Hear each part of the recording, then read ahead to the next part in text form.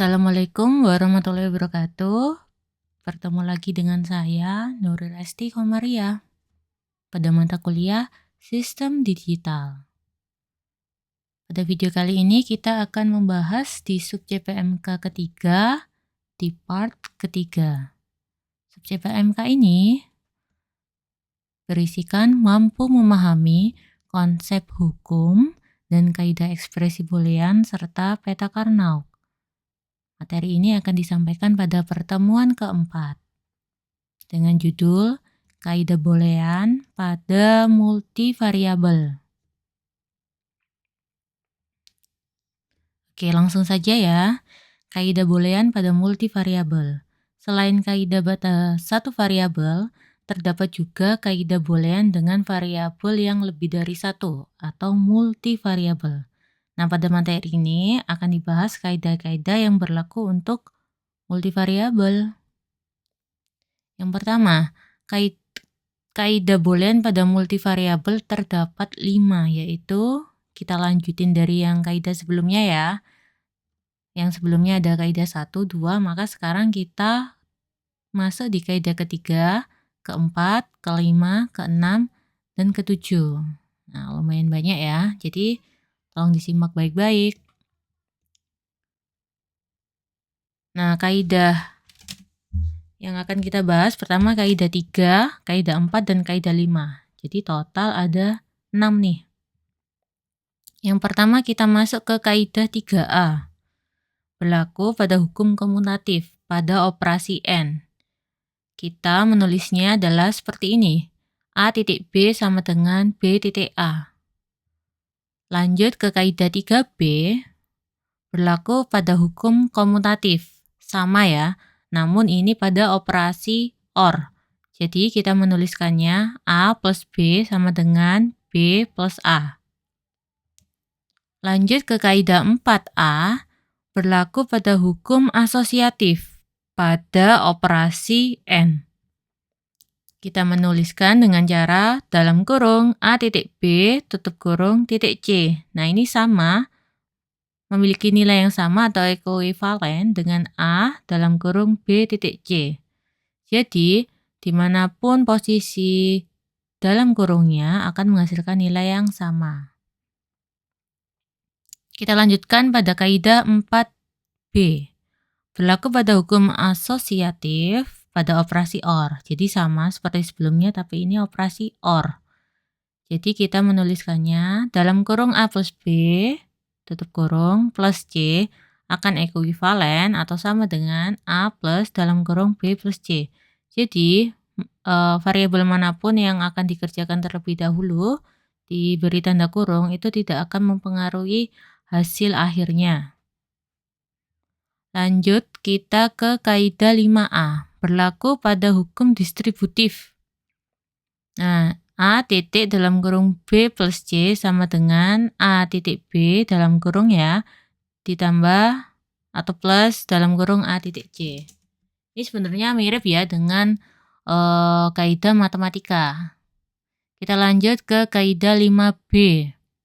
Sama, berlaku pada hukum distributif, cuma perbedaannya seperti ini. Dalam kurung A plus B tutup kurung titik ya, jadi di tengah-tengahnya adalah titik, dalam kurung C plus D. Nah, persamaan ini akan ekuivalen dengan A, C plus AD plus BC dan plus BD. Nah, kita udah membahas kaidah 3, 4, dan 5. Kita lanjutkan ke kaidah 6, yaitu mengeliminasi variabel atau disebut hukum absorpsi. Kita menuliskannya seperti ini. A plus dalam kurung A titik B sama dengan A. Nah, ini diingat-ingat ya, ini adalah hukum absorpsi. Dengan catatan, kaidah ini tidak akan ditemui pada kaidah aljabar pada umumnya, karena kaidah ini hanya berlaku pada kaidah logika boolean. Kaidah ini dapat dibuktikan dengan mencobakan kemungkinan logika pada tiap variabelnya. Pembuktian dapat dilakukan dengan cara membuat tabel kebenaran.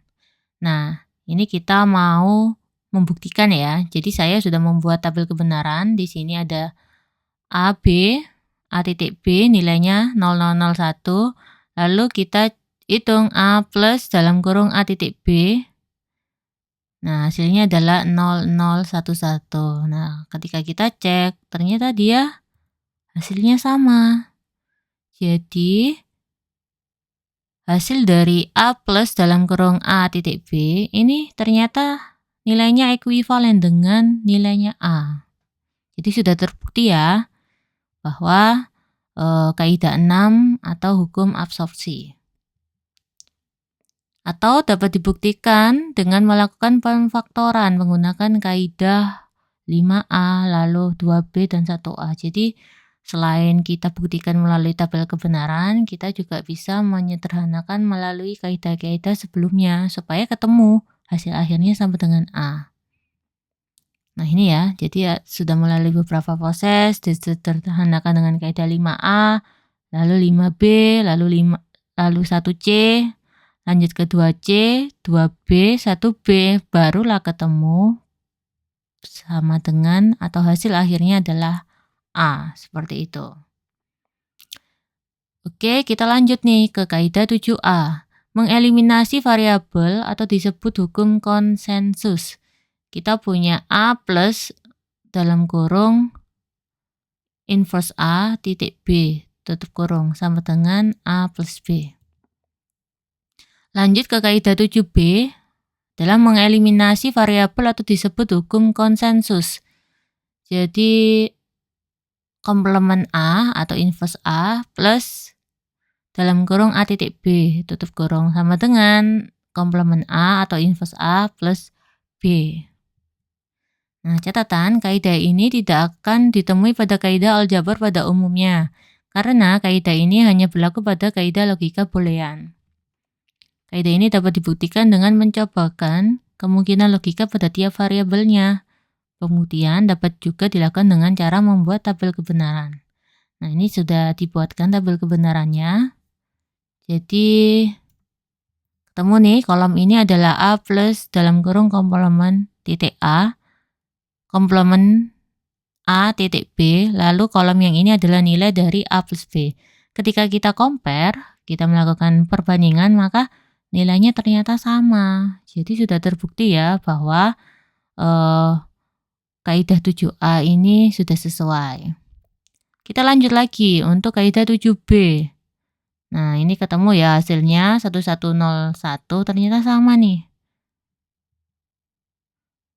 Ternyata sama hasilnya, maka kaidah 7B sudah terbukti. Kita lanjut ke penugasan terstruktur. Dengan kalian sudah melihat video ini, maka kalian sudah bisa mengerjakan tugas kelima, yaitu judulnya adalah konsep kaidah boolean pada multivariabel. Penugasan ini bisa dikerjakan secara berkelompok.